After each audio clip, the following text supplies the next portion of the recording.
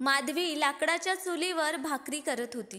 तिचे सासरे कमलेश अंगणात जेवण करत बसले होते. जेवण जवळपास तयारच झाले होते, पण माधवीचा नवरा रितेश अजून घरी आला नव्हता. बराच उशीर झाल्यामुळे माधवी खूप काळजीत होती. ती हळूच सासऱ्यांना म्हणाली, बाबा, ते अजून घरी आले नाहीत. माहीत नाही कुठे आहेत ते. यावर तिच्या सासऱ्याने तिला रागाने फटकारले आणि म्हणाले, तुला इथे येऊन 4 दिवस झाले नाहीत आणि तू माझ्या मुलावर लक्ष ठेवतेस. तो कधी येतो आणि कधी नाही हे जाणून घेण्याची तुला काहीच गरज नाहीये. आपले काम शांतपणे कर. त्याला यायचे असेल तेव्हा तो येईल.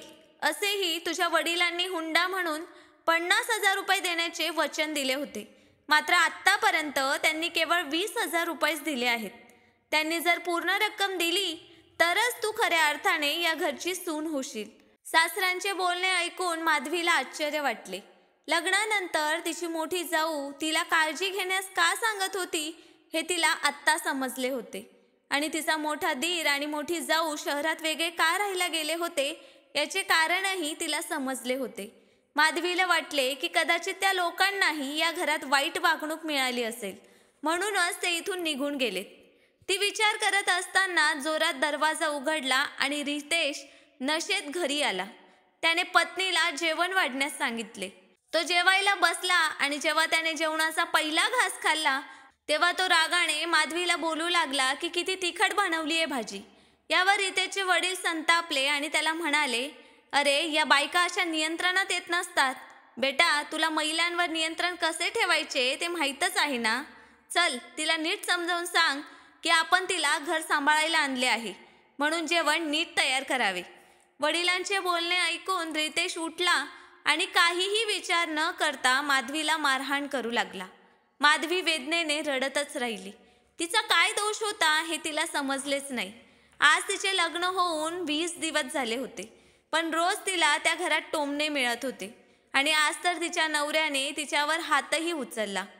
रात्री खोलीत गेल्यावर तिच्या अंगावरील जखमांची पर्वा न करता तिच्या नवऱ्याने स्वतःची मनमानी केली आणि तोंड फिरवून झोपून गेला. माधवी रात्रभर वेदनेने रडत राहिली. सकाळी तिचा चेहरा उदास होता, तर तिचा नवरा तिच्याकडे रागाने बघत म्हणाला की जरासा नवरा असण्याचा हक्क काय दाखवला, तू तर तोंड फुगवून फिरत आहेस. याच पलंगावर मी दुसरी कोणाला तरी घेऊन येईन ना, तेव्हाच तुला कळेल. हे ऐकून माधवीचे मन थरथरले. काही दिवस असेच गेले आणि मग एके दिवशी माधवी भाजी खरेदी करण्यासाठी बाजारात गेली होती. घरी आल्यावर तिने पाहिले की एक बाई हसत हसत तिच्या खोलीतून निघून जात होती आणि रितेश तिला काही पैसे देत होता. हे सर्व पाहून माधवीच्या रक्ताच्या उकळ्या फुटल्या. त्या दिवशी घरात खूप भांडण झाले होते. माधवीने रडत रडत सासऱ्यांना सर्व सांगितले, तर तिचे सासरे म्हणू लागले की सुनबाई, तू फक्त तुझा पत्नी धर्म निभाव. नवरा काय करतोय काय नाही तुला या सगळ्या गोष्टींचा विचार करण्याची गरज नाहीये. माधवीने रडत रडत आपल्या आई वडिलांना फोन लावून सर्व काही सांगितले. तेव्हा तिच्या आई वडिलांनीही हे सांगून टाळाटाळ केली की आम्ही तुझे लग्न करून दिले आहे. आता लग्नानंतर काही तडजोड करावीच लागेल. जर तू तुझ्या पतीशी प्रेमाने वागशील तर तो दुसऱ्या स्त्रीकडे का पाहील. तूच त्याच्याशी भांडत असशील, म्हणूनच त्याचं मन दुसरीकडे कुठेतरी भरकटलंय. हे सगळं ऐकून माधवीला समजलं की तिचे आई वडील तिला साथ देणार नाहीत. तसेच घरात 4 लहान भावंड होती. त्यामुळे माधवीचे लग्न करून एक ओझं उतरल्यासारखं तिच्या आई वडिलांना वाटत होतं आणि आता ते इतर मुलांकडे लक्ष देऊ लागले होते. अशा परिस्थितीत माधवीला पुन्हा घरी बोलवण्याची त्यांची इच्छा नव्हती. त्यामुळेच ते माधवीला तडजोड करून तिथेच राहण्यास सांगत होते. पण माधवी आता खूप अस्वस्थ झाली होती. आता तिला त्या घरात काहीच चांगले वाटत नव्हते. नवऱ्याचा हात धरून ती त्या घरात आली होती आणि आता तर तिचा नवराच तिचा राहिला नाही. मग ती त्या घरात राहणार तरी कोणाच्या भरोशावर. पूर्वी तो तिला मारायचा, सासरेही तिला टोमणे द्यायचे, त्यांच्या मुलाला भडकवायचे, पण निदान तेव्हा तिचा नवरा फक्त तिचाच होता. पण आज त्यांच्या खोली त्यांच्याच पलंगावर दुसरी कुठली तरी स्त्री वेळ घालवत होती. म्हणून आता माधवीला त्या खोलीचा, त्या पलंगाचा आणि आपल्या नवऱ्याचा तिरस्कार वाटू लागला होता. त्या दिवसापासून ती स्वयंपाकघरात चटई पसरवून झोपू लागली. 1-2 दिवस रितेश काहीच बोलला नाही. मग तो एक दिवस आपल्या वडिलांशी याबद्दल बोलला तेव्हा त्याचे वडील म्हणाले, हे बघ बेटा, तुला तुझ्या बायकोवर नियंत्रण ठेवावेच लागेल, नाहीतर ती तुझ्या डोक्यावर नाचू लागेल. असेही तुझ्या लग्नाला खूप दिवस झाले आहेत. त्यामुळे लोक आता विचारायला लागलेत की सुनबाई आनंदाची बातमी कधी देणार. तू खोलीत जा आणि वाट बघ. मी सुनबाईला खोलीत पाठवतो आणि जर तिने जास्त शहाणपणा दाखवला तर तिला मारहाण कर आणि तिला नियंत्रणात ठेव. माधवी देखील स्वयंपाकघरातून सर्व काही ऐकत होती. तेव्हा काही वेळाने तिच्या सासऱ्याने तिला बोलावलं. तेव्हा माधवी त्यांच्यासमोर येऊन उभी राहिली.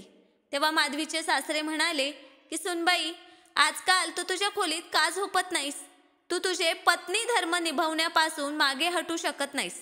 यावर माधवी खंबीर स्वरात म्हणाली की जेव्हा माझा नवराच पतीचे कर्तव्य पार पाडत नाहीये तर मग मी पत्नीचे कर्तव्य का पाळावे? मी फक्त स्वयंपाकघरातच झोपेन. मला अशा खोलीत जायचे नाही जिथे एक अनोळखी स्त्री आली होती. माझ्या जागी दुसऱ्याला आणून रितेशने बरं केलं नाही. असं म्हणत तिचा आवाज जड झाला होता. तिचे सासरे आश्चर्याने म्हणाले, बघ सुनबाई, पुरुष तर हे सगळं करतच असतात. या छोट्या छोट्या गोष्टींनी घर उद्ध्वस्त करत नाहीत.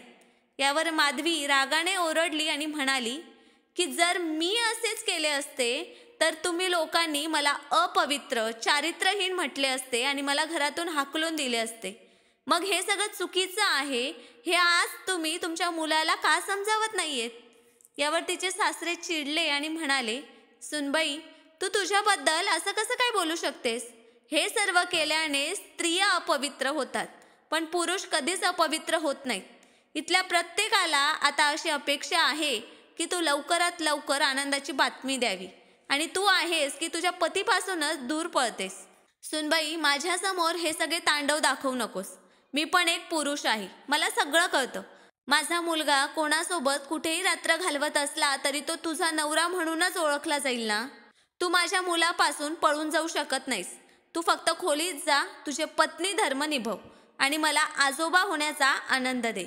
असे म्हणत तिच्या सासऱ्यांनी तिला खोलीत ढकलले आणि खोलीचे दार बाहेरून बंद केले. ही अशी अशक्त दिसणारी बाई आपले काय नुकसान करणार आहे या विचाराने ते हसत होते. माधवी कुठेही पळून जाऊ नये म्हणून त्याने मुद्दामच दरवाजा बंद केला होता. पण त्यांना दरवाजा बंद करून थोडाच वेळ झाला होता की तितक्यातच खोलीतून किंचाळण्याचे आवाज येऊ लागले. पण तो आवाज ऐकून कमलजींना धक्काच बसला, कारण तो आवाज स्वतः त्यांच्या मुलाचा म्हणजे रितेशचा होता. कमलेशजी घाबरून दरवाजा उघडण्यासाठी गेले असता दरवाजा उघडताच रितेश डोके दाबून वेगाने धावत खोली बाहेर आला. त्याच्या कपाळातून रक्त येत होते. आपल्या मुलाची ही अवस्था पाहून कमलेशजी हैराण झाले आणि त्यांनी खोलीत पाहिलं तर माधवी हातात फुलदाणी घेऊन उग्र अवस्थेत उभी असलेली दिसली. हे दृश्य पाहून त्यांचे हृदय थरथरले. ते घाबरून बाहेर आले आणि मुलाची काळजी घेऊ लागले. त्यांनी ताबडतोब मुलाला घेऊन हॉस्पिटल गाठले. मुलाची मलमपट्टी करून ते घरी परतले तेव्हा पोलीस अंगणात त्यांची वाट पाहत होते.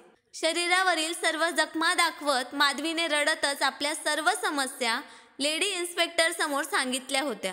त्यामुळे आता गुन्हेगार भीतीने थरथरत होते. रितेश ताबडतोब माधवी समोर हात जोडून म्हणाला, हे बघ माधवी, मला माफ कर.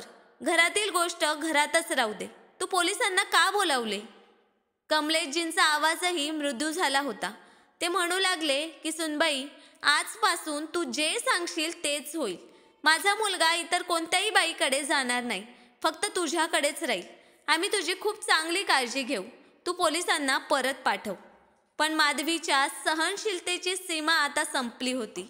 म्हणूनच तिने घरातला प्रश्न घराच्या उंबरठ्या बाहेर नेला. आता ती मागे वळून पाहणार नव्हती. ती ठाम शब्दात म्हणाली की मी खूप काही सहन केले, खूप वाट पाहिली, पण तुमचे अत्याचार मर्यादेपलीकडे वाढतच गेले. आता मला हे सर्व सहन होत नाही. मला ना कोणाची बायको व्हायची आहे ना कोणाची सून. मला माहीत आहे की माझ्या आई वडीलही मला साथ देणार नाहीत. पण आता ही लढाई फक्त माझी आहे आणि मला ती लढायचीच आहे.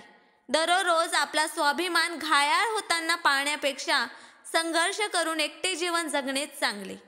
माधवीचा पती आणि सासरा या दोघांनाही पोलिसांनी अटक केली. दोघांनाही त्यांनी केलेल्या गुन्ह्याची शिक्षा झाली.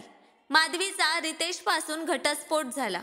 ही सर्व बातमी ऐकून माधवीचे मोठे दीर आणि जाऊ गावाकडे धावत आले. जेव्हा त्या लोकांना हे सर्व कळले तेव्हा त्यांनाही खूप वाईट वाटले. त्यांनी गावातील घर विकले आणि निम्मे पैसे माधवीला दिले, जेणेकरून ती आरामात जगू शकेल. माधवीने भाड्याने घर घेतले आणि शिवणकाम करून आपला उदरनिर्वाह सुरू केला. काही वर्षाने तिची आर्थिक स्थिती थोडी सुधारली तेव्हा ती एका अनाथ आश्रमात रुजू झाली आणि ती तिथे बालसंगोपनाशी संबंधित काम करू लागली. आता माधवीला तिच्या आयुष्यात कोणत्याही पुरुषाचा आधार नव्हता, पण ती स्वतःसाठी पुरेशी होती. शेवटी अशा पुरुषाच्या पाठिंब्याचे काय उपयोग, जो तिचा नवरा असूनही तिचा नव्हता. तर मित्रांनो, माधवीने जो काही निर्णय घेतला तो योग्य होता की अयोग्य, तुमचे मत आम्हाला कमेंट करून नक्कीच सांगा. आम्ही नेहमीच तुमच्या कमेंट्स आणि लाईकची वाट बघत असतो. आणि स्टोरी आवडली असेल तर चॅनलला सबस्क्राईब करायला पण विसरू नका. धन्यवाद.